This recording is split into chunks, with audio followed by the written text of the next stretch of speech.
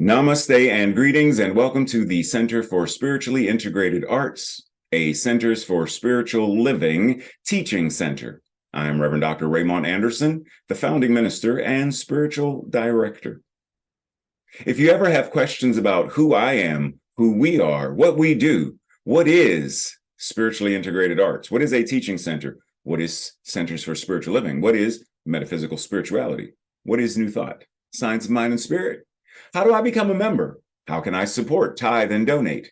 All of these questions and so many more. Send an email. You have two options. SIAADMIN, Spiritually Integrated Arts, admin at spirituallyintegratederarts.org, or spirituallyintegratederarts@gmail.com. Either of those will work. You can also visit our website, www.spirituallyintegratederarts.org. Now, you may be wondering, where else can I find and follow?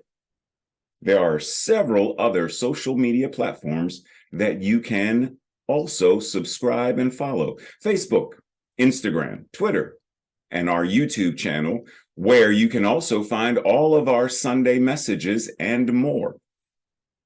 I look forward to hearing from you soon. I look forward to you being a part of this beloved community. Because we are a virtual community, it doesn't matter where in the world you are. This can also be your spiritual community, because you can have more than one. Anywhere that you feel supported, anywhere you are spiritually fed is home, is community, is relationship. So I look forward to dialoguing more, conversing more, getting to know you. Much love and appreciation. Live long and prosper. Chat with you soon. Take care.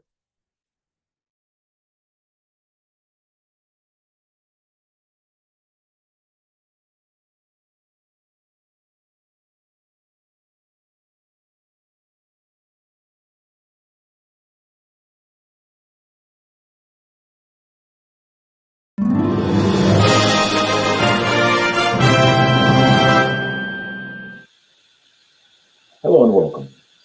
This month, June, there will be 2 days that we are gathering on Zoom after the Sunday message. June 4th and June 25th. Make a note. This is a great opportunity, a time for us to come together, to fellowship, to conversation, to do all of the fun things that we do when we come together as beloved community, sacred community. If you don't already have the Zoom link, send an email. You have two options. SIAADMIN,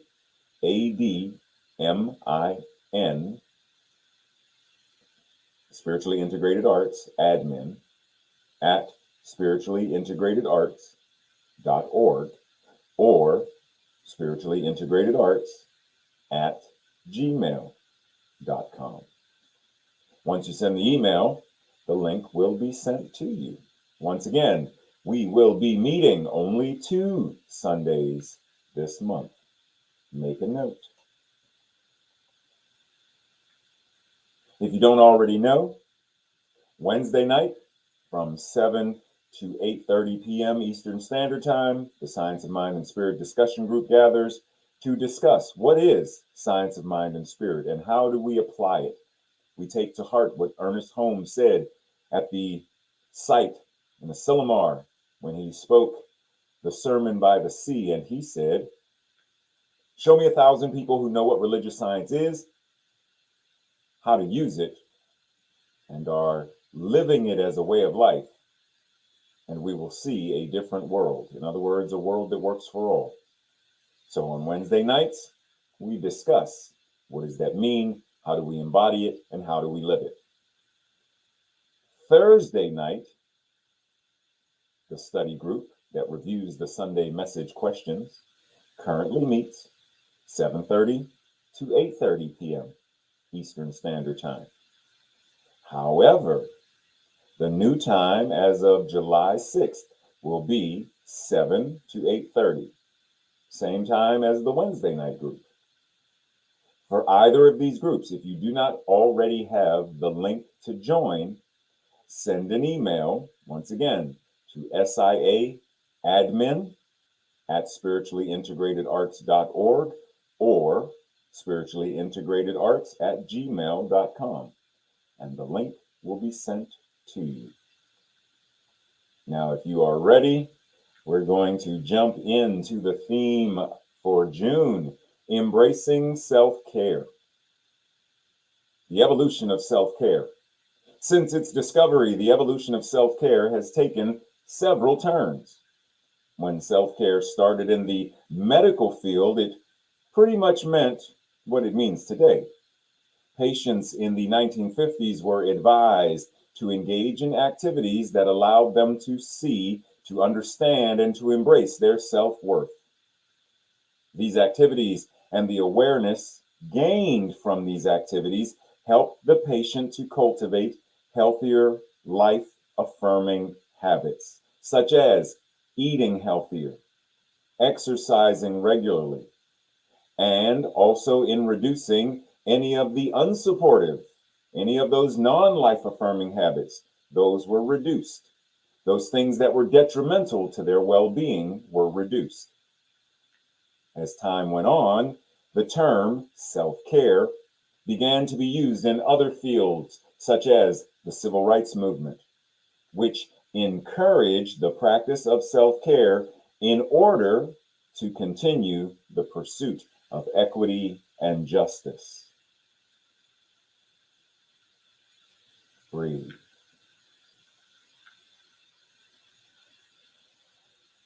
Self-care. 8 areas of self-care: physical, psychological, emotional, social, professional, environmental, spiritual, and financial. What are you doing in any of these 8 areas? What are you doing in all 8 areas? Are you doing any of the things that are mentioned? Physically, are you eating a healthy, life-affirming source of foods? Are they even available, or do you live in a food desert? Are you resting? Are you eating well? Are you reading? Do you journal? Do you join in support groups and gather with friends and people who are life-affirming and nurturing? Do you have clear boundaries? Do you know when to say no? Or do you always say yes? Do you meditate? Do you journal? Do you pray? Do you walk? Do you have effective money management skills? Any and all of these. What are your go-to things to take care of yourself? What do you do in all 8 of these areas? Dr. Holmes said, people's first discovery was their ability to think, to plan, and to execute, or otherwise to take action. To think, to plan, and to take action. That was the first discovery, according to him, of humanity, of people. Someone way back when, I could think of things I never thought before, and then I planned to go out the door. Anyway, to think, to plan, and to take action. Now, regarding that, when we think about it, what does it mean for each one of us to think, to plan, and to act? If that is the first discovery, and theoretically each of us is continuing to discover and rediscover, what does it mean to think? What does it mean to plan? What does it mean to act? Especially when we have the phrase to treat and move your feet, recognizing that the mental equivalent must consciously and consistently be engaged. Actually, it already is. Question is it aligned with what we desire to experience? Now, that being the case, think about it this way. What are you thinking at any given moment? What are you planning at any given moment? What are you engaging in terms of actions that you are taking at any given moment? Even when it's something as simple as you're making toast, What is that? What are you making toast? What is the reason? And why do you make toast the way you make toast? Is there a reason that it's, some people like Tracy likes nice, dark toast. Ray doesn't really like that kind of dark, burnt. Tracy likes burnt toast. Ray doesn't really like burnt toast. Is there a reason? Do I know the reason why I prefer my toast to be this versus what Tracy prefers? When planning a trip, Tracy and I may be planning a trip at any given moment to New York. Well, what are we planning to do? When are we planning to leave? When we're packing the suitcases, what are we putting in the suitcase? And what is the reason? All of these things at any given moment, are we aware? Because if we're not aware, then we are operating based upon some other programming that we've been given, that we learned through osmosis, through indoctrination, through blah, blah, blah, domestication, all of those things. So our invitation is to get really clear. What is our mental equivalent? What are my thoughts? What are my words and methods of communication? What are my emotions and feelings? What are my actions? What am I doing and being in the world? And for some of us, we're like, I don't know, Reverend Ray, I don't know. Start with, when I look at my actions, then I am able to discern what I have been or am currently thinking and or feeling. Because the things that we do are based upon what we are being. And what we are being is based upon the alignment with whatever our mental equivalent may be. If we're going to effectively take care of ourselves, then does it not serve us to know what actions we are engaging in that are not life affirming, not self caring? That there are actually some things that we do that are more harmful and detrimental to our physical body, our emotional selves, our intellectual selves, our relationships, our finances, etc. If I can't identify the actions that are harmful, can I change them? Is that not why the first step in AA is recognizing that you have an addiction to alcohol? Hello, my name is, and I'm an alcoholic. Is that not why that's the first step? Because you have to see the behavior, the actions, in order to change them. Now, that being the case, let's explore. What does it mean to change your thinking? That's one of the ideas that we were talking about, since that first thing was think, plan, act. Think. Now, thinking, we're using it as a general and generic term, in the same way that we will say Q-tip is a brand name, but it is a general term for anything with the little cotton swab on the stick that you put in your ear to clean your ear. It's Q-tip, right? The more specific term is changing my mental equivalent. Okay? And we're going to talk about, well, what does it mean to change it in each of these areas? What does it mean to change your mental equivalent regarding your physical, your psychological, your emotional, etc.?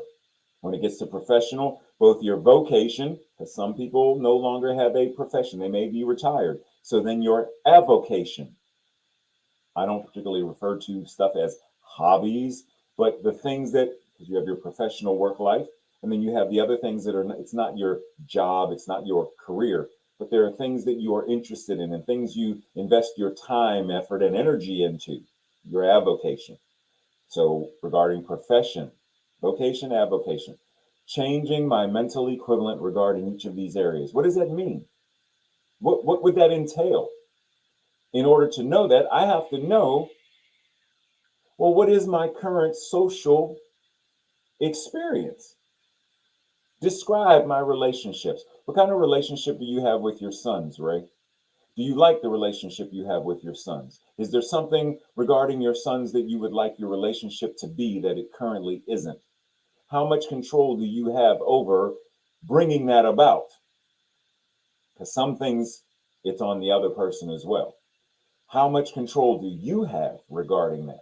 Well, what about other family members? What about neighbors? What about your relationship with Tracy, et cetera, et cetera? If I can't adequately and effectively talk about it, describe it, then how clear am I really of the discovery of self in order to know, what do I want to change? What do I want to be different? What do I right now actively and consciously want to experience in my life? Gain clarity.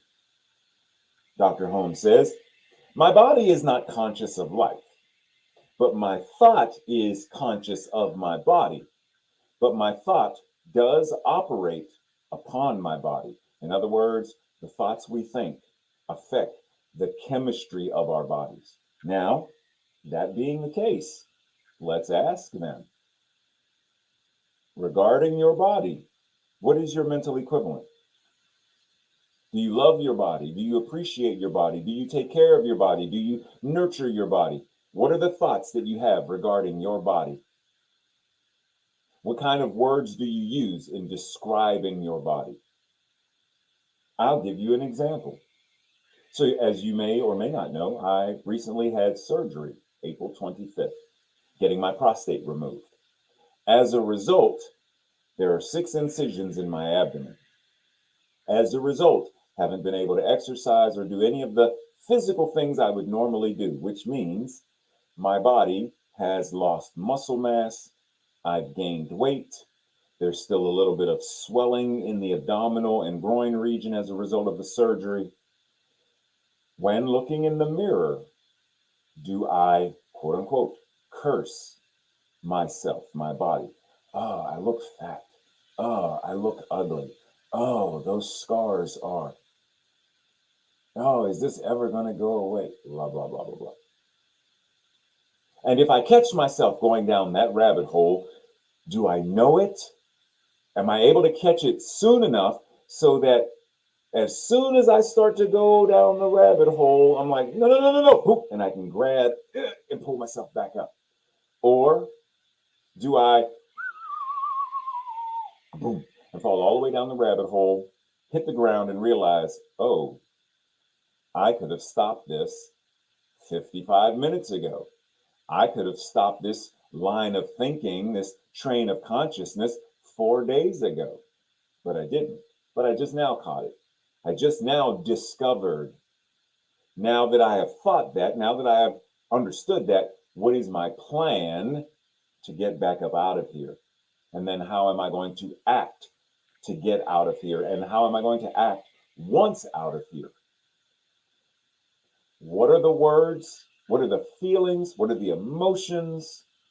What are the actions? Do you treat your body with kindness? Do you give it exercise? Do you put lotion on? Do you massage? Do you stretch? Do you, whatever it is, what is your mental equivalent regarding your body?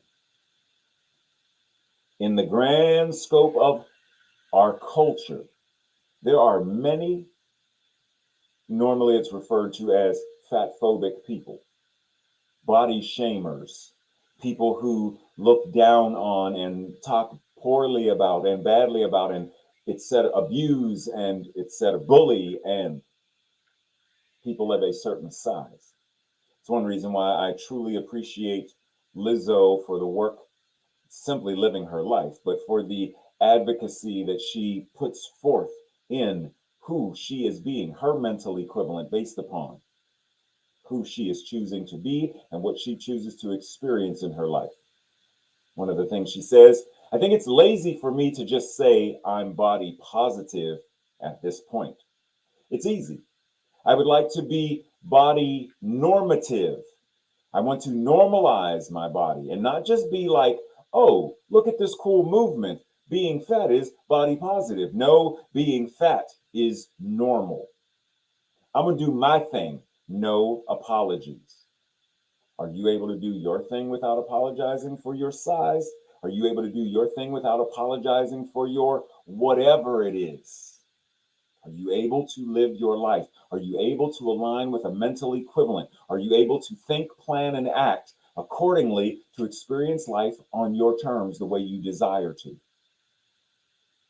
Reverend Chris out at Celebration Center CSL recently shared a blog being fat in New Thought. And one of the things she says, and I encourage you to go to the link and read the whole thing. But one of the things she says is, the other day someone told me about a minister in New Thought who would talk about our power to manifest our lives and create our reality. They would then stand up in the pulpit, look out over the congregation, and say, "So why are you still fat?"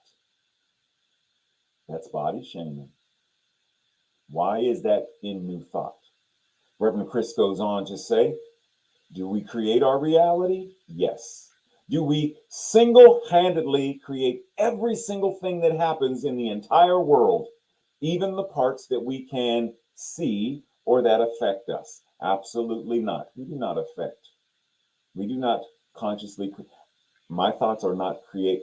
You understand what I'm saying? We have seriously over exaggerated this whole thoughts become things thing. Now, why is she saying that? Because we have oversimplified. Thoughts are things. Change your thinking, change your life. No, you change more than just your thinking. Your entire mental equivalent must think, plan, act. Thoughts, words, emotions and feelings and actions. All of that comes into play.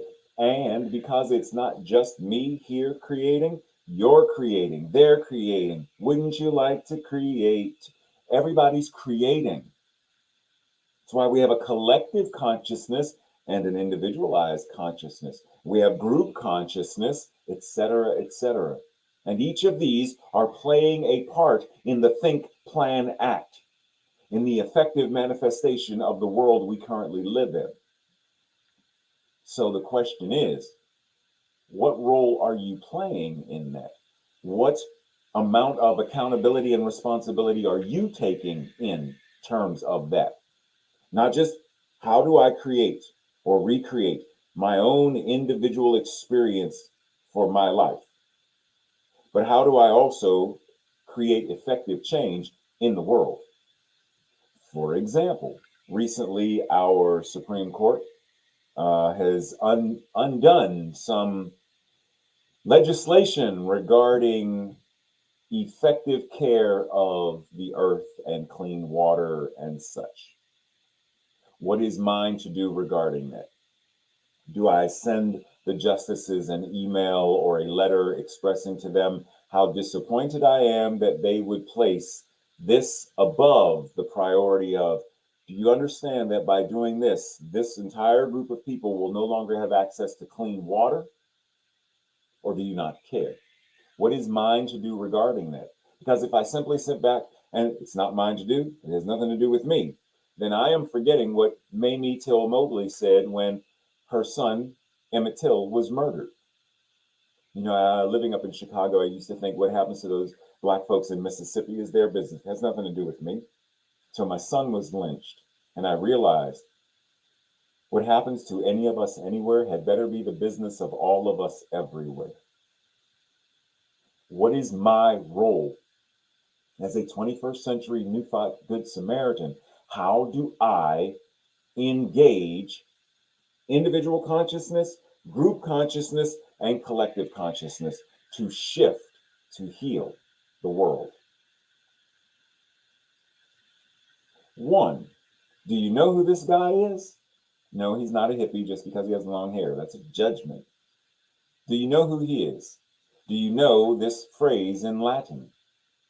So, Rene Descartes, the phrase, cogito ergo sum. I think, therefore I am. We've all heard that before. But what about Reverend Ray Remix? Because what I would say to him is, I got that. I think, therefore I am. However, but what am I also feeling, saying, and doing? You get the theme? You get your mental equivalent is extremely important. It is vital that you get clarity and effective stewardship of it. It is not just what you think. And I know we simplify it to that, but it is not just what you think. What are you talking about? What are you praying about? What words are you using to create and co create?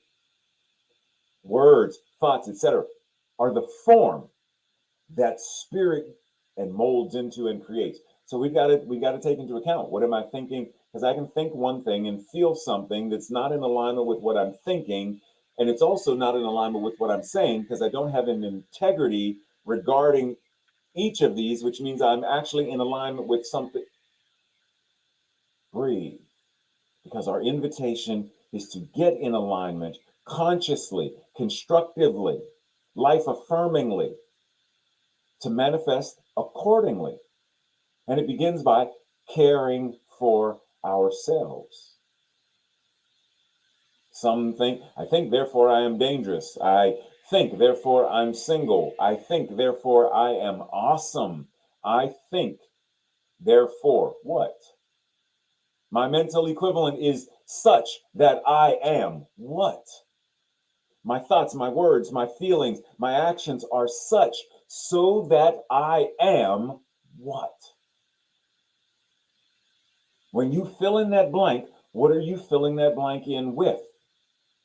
Are you filling it in to such a degree that you are able to say, as this young person is saying, Om Tat Sat, Yod He Vav He, I am that. I am ever becoming. I employ and embody my mental equivalents and steward my life effectively and masterfully.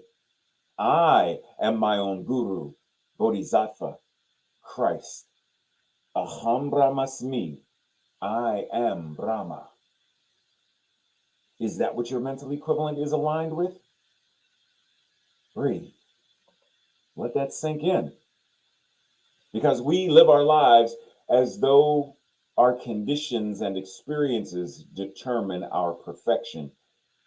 As Dr. Holmes says, I am perfect no matter what my appearance may be. I am perfect no matter what the conditions may say. I am perfect no matter what the experience may be.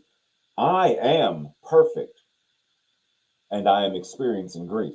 I am perfect and I am experiencing oppression. I am perfect and I am experiencing trauma. I am perfect and, both and it is through understanding this perfection, God, this perfection, the divinity, this perfection, the thing itself, gives me the ability to take the trauma, inform through my spirituality, and heal. Oppression, address it and heal. Whatever it is, when my mental equivalent is aligned as such, then my self care kicks in, and then I change the way that I show up. Breathe. One of the other forms of or areas of the 8 self care, one had to do with our emotions. Emotional intelligence. How emotionally intelligent are you? Emotional intelligence is the capacity to be aware of, to control, and to express one's emotions, and to handle interpersonal relationships judiciously, effectively, and empathically or empathetically. Breathe. How emotionally intelligent are you? Now, we're not going to stay on this. I'm not going to read all of this. You can always come back and revisit it. But psychologist Daniel Goleman was one of the first people to propose this idea of EQ, emotional intelligence, right? In his book, Emotional Intelligence, he breaks down EQ into 5 components: self-awareness, self-regulation, internal or intrinsic motivation, empathy, and one's social skills. So as you go through these 5 components, ask yourself, in what way am I stewarding? In what way am I aware of? And what way am I living my mental equivalent in alignment with self-awareness? How self-aware am I? This is the ability to recognize and understand your moods and emotions and how your moods and your emotions affect others. How self-aware am I? Etc., etc. Self-care includes becoming, think of it as martial arts, moving from a white belt to a brown belt to a black belt, white belt to a yellow belt to a green belt to a blue belt to a brown belt to a black belt. It's the progression through, the advancement through, wax on, wax off, paint the fence. I know karate. Or as Neo said, I know kung fu. You learn it through the process of. Are you actively engaging in the process? Or are you simply moving through the system of the collective? Just, I'm on the hamster wheel. I'm on the hamster wheel. My life is blood, blood, blood. I'm on the hamster wheel. Is that what it is?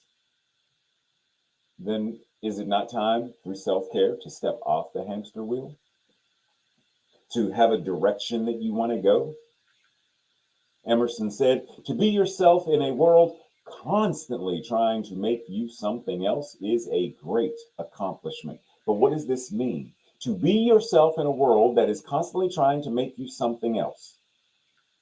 What is the world trying to make you? Well, in order to understand that, we have to think, what is the world, collective consciousness, trying to make you? What is the something else? Because regarding things like when you think of oppression and bullying and trauma and all of these things, what is it related to? Race, gender, one's ability, one's culture, one's language, one's sexuality, all of these things. And people try to force us to comply.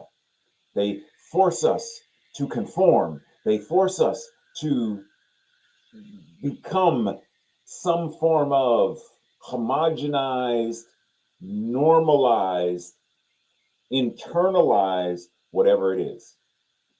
Now, what does that look like? It can very easily look like indigenous peoples forced into boarding schools and forced to become Americanized. The first boarding schools for indigenous children were set up starting in the mid-19th century, either by the government or by Christian missionaries. Got that? The purpose of these schools was to eliminate traditional American Indian ways of life and to replace their culture, their language, with mainstream American culture. In other words, white Christian colonized culture. That's what it looks like. Now, you may be thinking, well, that doesn't apply to me. Well, in this teaching, it doesn't. Is New Thought in alignment with the collective consciousness of Christianity? Would they not rather we all be what they are? To worship how they worship, what they worship? So, in some ways, this idea of colonization has touched all of us. Looking at this, do you know what this is? The hula. Recently, I watched an episode of a reality TV show called We're Here, where three master drag queens travel to various small towns around the world. And recently, they went to Hawaii. And in a moment where they were all doing the hula, one of the narrators, whose name I don't recall them even sharing, but if I'm not mistaken, it was the one person in the front, one, two, three, four, the fifth person from the right side of the screen, immediately to the right of the person in the red dress in the center. I believe it was her voice. And she said, there was a time when the hula was banned. It was illegal to dance. Colonization, conformity. This isn't normal. It's not. Okay? To be yourself in a world where you are constantly being nagged and pestered and traumatized to be like. There was a time when it was illegal. There was a time when it was illegal to dance.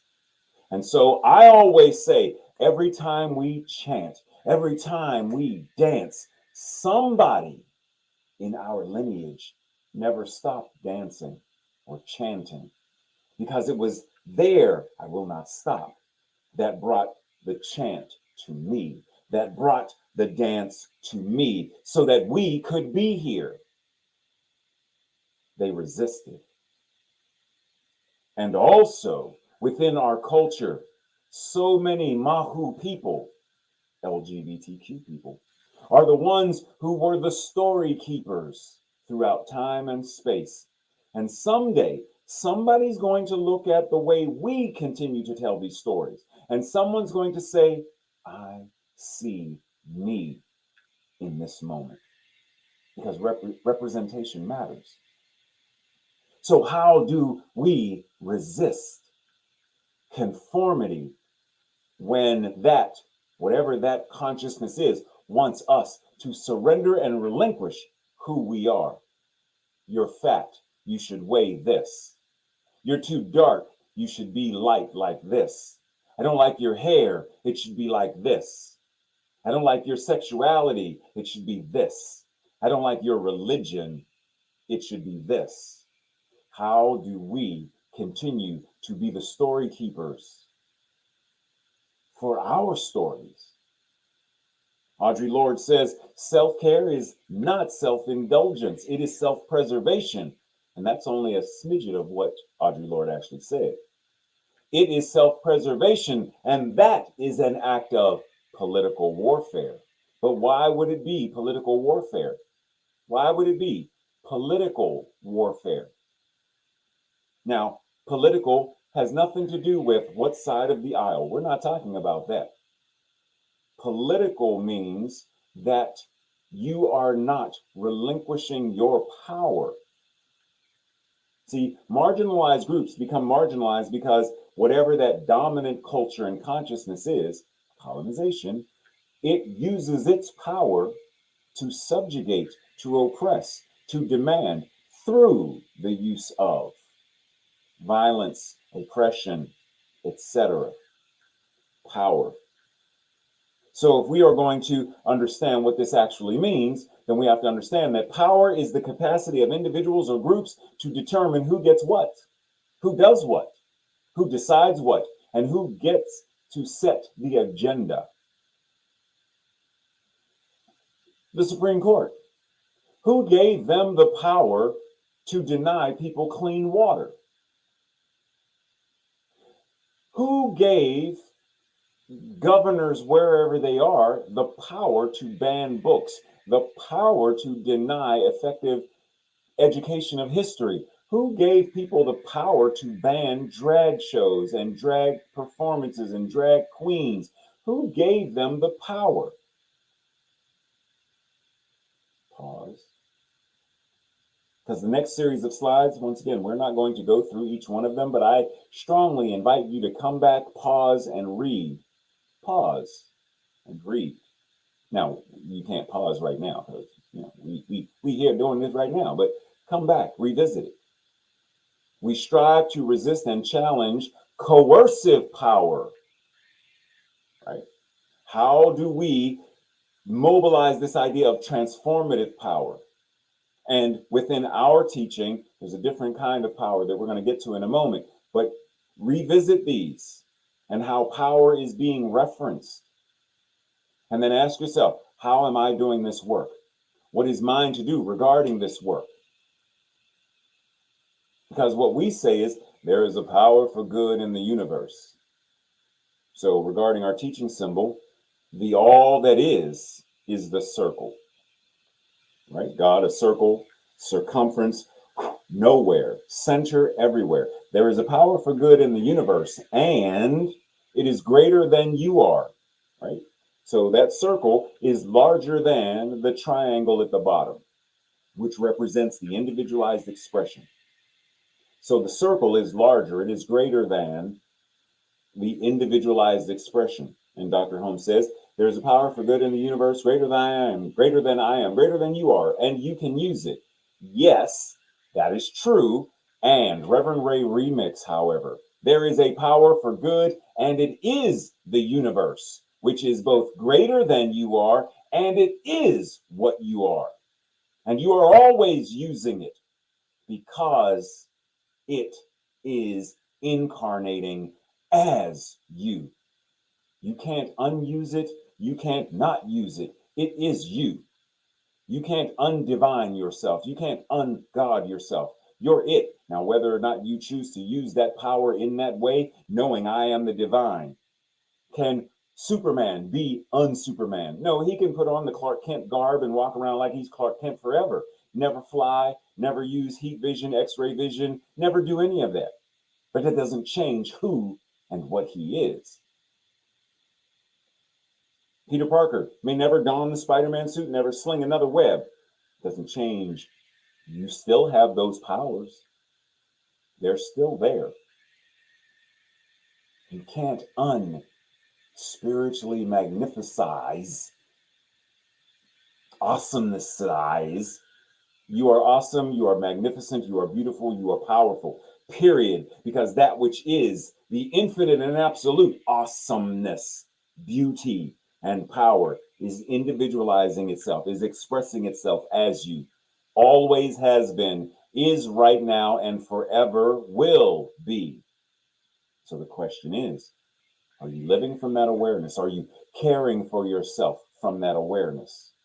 Especially when it comes to one of the other areas of the 8, relationships. How are you taking care of yourself in the scope of your relationships? Robin Williams once said, I used to think that the worst thing in life was to end up alone. Ending up alone is not the worst thing. It's not. The worst thing in life is to end up being around people, being with people who make you feel alone. Alone in a crowd. You are in a family of 1,000, and yet, because you are the LGBTQ person forced to live in a closet, you feel alone. You have great power, and yet you feel alone. Great ideas, and yet you feel alone. Great empathy, and yet you feel alone. Because there is no connection. There is no camaraderie. There is no love and nurturing. So, what are you doing to build relationships, to build loving and supportive relationships, community, which is relationship building, friendships? What are you doing? The Hawaiian word, ohana, family. There's another word, which I can't remember right now, which is specifically referencing family of choice. Are you choosing your family? If your biological family, your family of genetic origin, if they can't love you the way you want to be loved, then find new family. It's one of the things that happens in the LGBTQ community all the time. We adopt one another because we are a communal species. We need love. We need support, communication, cooperation, collaboration, compassion, all of that stuff. We need it. So build it. Take care of yourself enough to build it. Build the connections. Build the relationships. Hug folks. Love folks. Talk to folks. Share your time with people. What kind of relationships do you have with others, with yourself, and with God? But more importantly, what kind of relationship do you have with others, with self, and with God as God? It's the idea of there is no need for us to pray to God, so we pray as God. So recognizing that when we are in relationship with anything or anyone, it's not simply Ray in relationship, it's God in relationship with. So how am I stewarding those relationships, those connections? How are you? Rumi says, stop acting, playing so small. You are the universe in ecstatic, vibrant, powerful motion. Stop acting, think, plan, act. Stop acting, stop behaving so small.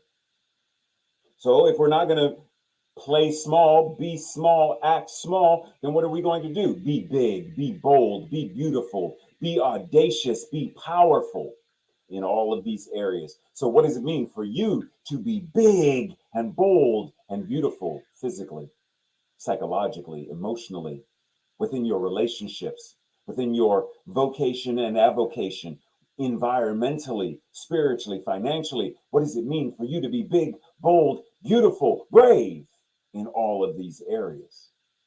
How do you nurture and support that? How do you care for all of these areas of God incarnating as you? Reverend Ray says, that's me. If the goal is happiness, if the goal is love, if the goal is health for self and others, we must start sowing those seeds. We must take care of ourselves and be caring and supportive of others, not just those that we know and like. We must care for ourselves so powerfully that our presence stirs in others the desire to evolve, shift, and heal. Contagious with the divine. Self-care is not simply caring for the individual self, it is caring as the absolute self, and that means all of God. Because when you know that, it changes how you do love. It changes how you do connection. It changes how you do everything. It changes all of that when it's from that realization.